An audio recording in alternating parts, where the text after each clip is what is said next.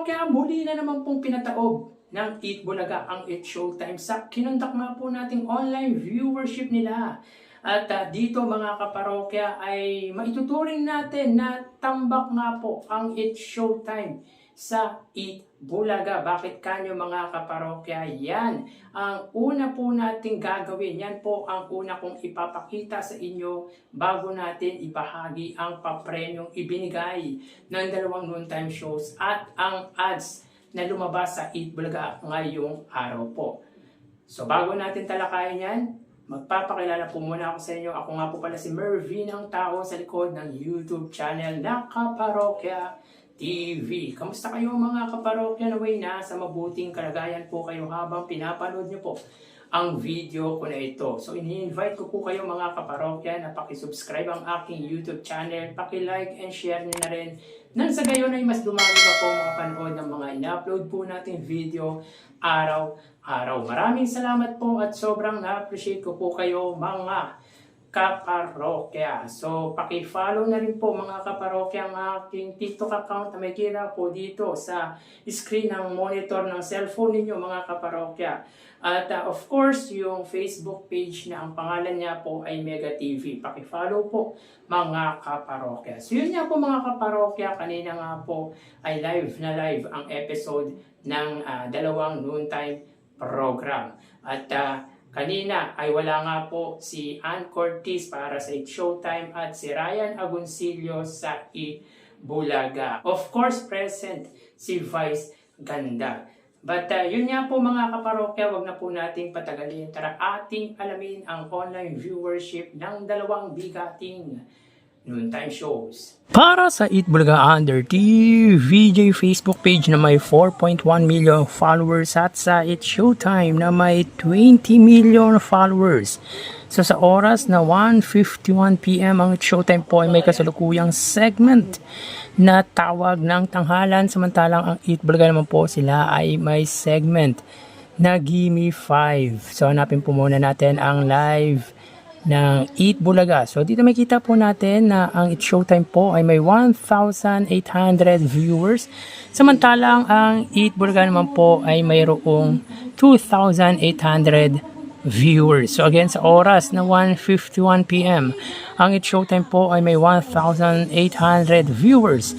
At ang Eat Bulaga naman po ay may 2,800 live viewers. So dito makita po natin ang pagitan po ng dalawang noontime show when it comes sa Facebook Live ay 1,000 views at pabor po yan sa Eat Bulaga. So magawi tayo sa TV Network YouTube channel ng dalawang noontime shows. Unahin natin ang Showtime under GMA Network YouTube channel na may 41.1 million subscribers at sa Eat Bulaga under TV5 na may 2.78 million subscribers. So sa oras na 1:52 PM ang Eat Showtime under GMA ay may 29,000 viewers.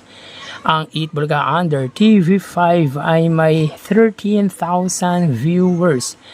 So again mga kaparokya, as of 1:52 PM ang Eat Showtime under GMA Network, sila po ay may 28,000 viewers at ang Eat Bulaga naman po under TV5 ay may 13,000 live viewers. So dito makita po natin na ang pagitan po ng dalawang TV network ay 15,000 views at pabor naman po yan sa GMA Network. So magawi tayo sa main YouTube channel ng dalawang noontime shows. Unahin natin ang Eat Showtime under ABS-CBN Eat Showtime na may 2.79 million subscribers at sa Eat Bulaga under Eat Bulaga TVJ YouTube channel na may 1.81 million subscribers. So sa oras na 1:53 PM ang Eat Showtime, sila po ay mayroong 73,000 viewers. Ang Eat Bulaga naman po mga kaparokya, sila po ay mayroong 116,000 viewers. So again, sa oras na 1:53, ang Eat Showtime ay may 73,000 viewers at ang Eat Bulaga naman po sila ay mayroong 116,000 live viewers. So bali, ang total nakuha ng dalawang noontime shows ay Bali, ang total na nakuha ng It's Showtime ay 102,000 viewers at para sa Eat Bulaga, sila ay may 131,000 viewers.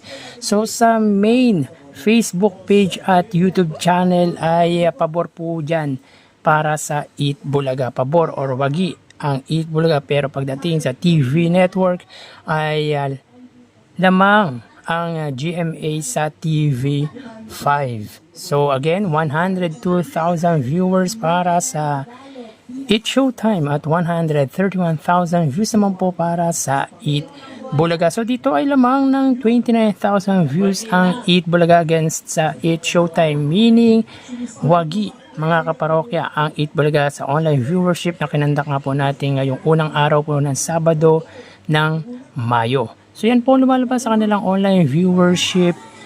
Tara, ating alamin ang papremyong ibinahagi ng dalawang noontime shows and of course ang advertisement na lumabas sa Eat Bulaga.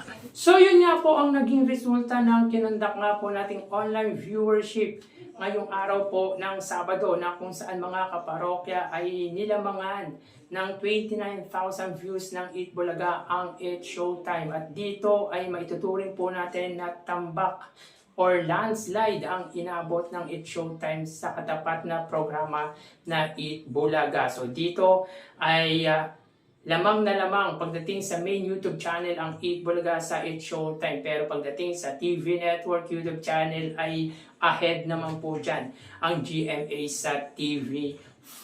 So dito may kita po natin mga kaparokya yung viewership ng dalawang noontime shows. So pagdating naman po sa papremyo mga kaparokya, kanina ay umabot lamang ng 40,000 pesos ang ibinahagi ng It's Showtime. So mababa po ito mga kaparokya. Sa 40,000, 20,000 dito ay sa laro pick, sapagkat hindi nga po nakuha ang jackpot money worth of 20,000 nang naglaro nga po sa nasabing segment na laro pick. At sa tawag ng tanghalang regional finals ay 20,000 pesos, sapagkat ang winner lamang po ang in-announce na makakatanggap ng papremyo, at ito nga po ay 20,000. Yung mga non-winners or mga participants ay hindi nga po in-announce kung bibigyan niya po ng consolation prize. So again, 40,000 pesos para sa It's Showtime. Meaning, in 6 days episode mula Lunes hanggang Sabado, sila po ay may total prizes given na 328,000 pesos. Samantala sa Eat Bulaga kanina nga po ay meron po silang 185,000 pesos. Sa 185,000 mga kaparokya, 30,000 dito ay sa The Age is Right. Sa 70,000 naman po sa Sugod Bahay at 85,000 sa Gimme 5. So na perfect po ang Gimme 5, kumbaga yung papremyo ibinigay or ibinibigay sa segment na Gimme 5 ay na perfect po. Nakuha po ng tatlong audience yung 5,000 at nakuha po ang jackpot na 50,000 ng mga batang naglaro nga po sa jackpot round ng nasabing segment. Meaning, in 6 days episode, they got a total of 857,000 pesos. So, more than a million niya po ang ibinahagi ng dalawang noontime shows ngayong linggong ito. 328,000 sa It's Showtime, 857,000 naman po sa Eat Bulaga. So, dominated ng Eat Bulaga ang It's Showtime when in terms of prizes given. At tulad ng lagi po nating sinasabi dito mga kaparokya, maliit man po ang papremyong ibinibigay po nila, ang mahalaga mga kaparokya ay patuloy po silang nagpapasaya at tumutulong sa kanya-kanyang mga manunood, yung mga sumusuporta sa kanilang programa. Yun naman po ang pinaka-importante. At ginagawa lamang po natin yung comparison ng online viewership, ng prizes given, para at least alam natin kung magkano ang ibinabahagi ng dalawang programa araw-araw. Kumbaga yung pa-premium binibigay nila, at least alam natin kung magkano yung ina-announce nilang pa-premium araw-araw. Samantala mga kaparokya, sa ads count ng Eat Bulaga, meron po silang 58 TV ads. So medyo mababa po ito mga kaparokya, pero hindi na po masama. Sa unang gap at ikalawang gap, meron po silang tig 17 TV ads. Sa pangatlong gap ay 13 ads. At sa pang-apat ay 11 TV ads with a total of 58 TV ads. So in 6 days episode, sa loob nga po ng isang linggo, meron pong 380 ads ang Eat Bulaga. Nung Monday nga po ay 57, 58 naman po nung Martes,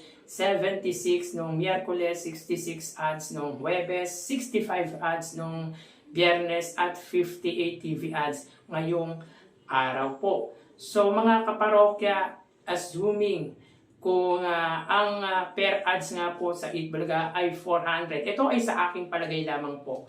Kung 400,000 ang per ad sa Eat Bulaga, meron po silang 152 million pesos sa loob nga po ng isang linggo. Pero sa akin lang po yan mga kaparokya, hindi po natin alam kung magkano po talaga ang kada ads na lumalabas sa pananghaliang programa ng Iconic Trio. Well, 300, 200,000 po yan, at least million pa rin po ang matatanggap ng Eat Bulaga sa loob nga po ng isang linggo para sa kanilang advertisement. So yan po ang update natin sa advertisement, sa prizes given, sa online viewership ng dalawang noontime program. So magpapaalam na po ako sa inyo. Thank you and God bless.